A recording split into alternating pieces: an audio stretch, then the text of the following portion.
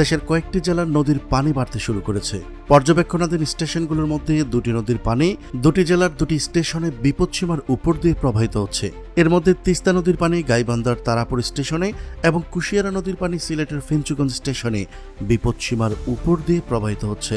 আগামী 24 থেকে 72 ঘন্টায় দেশের কোন কোন জেলা নিম্নাঞ্চল প্লাবিত হতে পারে তা জানাবো আজকের এই প্রতিবেদনে। চলুন শুরু করা যাক। বাংলাদেশ আবহাওয়া অধিদপ্তরের 5 দিনের পূর্বাভাস এবং বাংলাদেশ পানি উন্নয়ন বোর্ডের বন্যা পূর্বাভাস ও সতর্কীকরণ কেন্দ্রের সর্বশেষ প্রতিবেদনে জানানো হয়, আগামী 24 ঘন্টার মধ্যে উত্তর পশ্চিম বঙ্গোপসাগর ও তৎসংলগ্ন এলাকায় দুটি লঘুচাপ সৃষ্টি হতে পারে।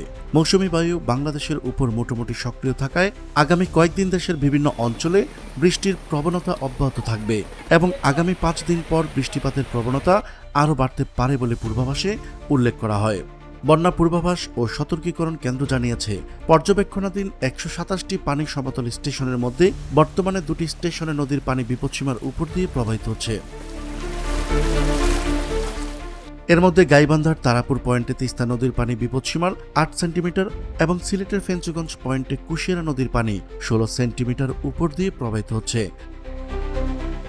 গত 24 ঘন্টায় 84টি স্টেশনে পানি বেড়েছে, 41টিতে কমেছে এবং দুটি স্টেশনে পানি অপরিবর্তিত রয়েছে।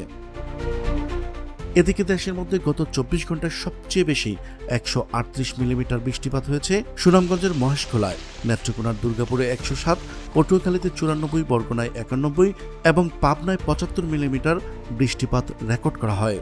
উজানের মেঘালয় ও ত্রিপুরাতে উল্লেখযোগ্য বৃষ্টিপাত হয়েছে, যা উত্তর পূর্বাঞ্চলের নদীগুলোর পানি প্রবাহ আরও বাড়তে পারে বলে ধারণা করা হচ্ছে। বন্যা পূর্বাভাস কেন্দ্র জানিয়েছে, আগামী 3 দিনে ব্রহ্মপুত্র যমুনা অববাহিকার নদ নদীর পানি আরও বাড়তে পারে। এতে কুড়িগ্রাম, গাইবান্ধা, জামালপুর, বগুড়া, সিরাজগঞ্জ ও টাঙ্গাইল জেলার কিছু স্থানে নদীর পানি বিপদসীমা অতিক্রম করতে পারে। এসব জেলার নদীর সংলগ্ন নিম্নাঞ্চল সাময়িকভাবে প্লাবিত হওয়ার আশঙ্কা রয়েছে। সুরমা কুশিয়ারা অববাহিকায় কুশিয়ারা নদী ফেঞ্চুগঞ্জ পয়েন্টে এখনও বিপদসীমার উপর দিয়ে প্রবাহিত হচ্ছে। একই সঙ্গে সুরমা নদীর কানাইঘাট এবং কুশিয়ারার মারকুলি, অমলশীত ও শ্যাওলা পয়েন্টে পানি সতর্ক সীমায় রয়েছে। আগামী 24 থেকে 72 ঘন্টায় সিলেট ও সুনামগঞ্জ জেলার নদী সংলগ্ন কিছু নিম্নাঞ্চল প্লাবিত হতে পারে। তবে কুশিয়ারা নদীর তীরবর্তী এলাকার বন্যা পরিস্থিতি আপাতত স্থিতিশীল থাকতে পারে বলে জানিয়েছে কেন্দ্র। প্রিয় দর্শক, আজ এ পর্যন্তই। দেখা হচ্ছে পরবর্তী প্রতিবেদনে। ততক্ষণ পর্যন্ত মহান আল্লাহ তাআলা সবাইকে ভালো রাখুক, সুস্থ রাখুক।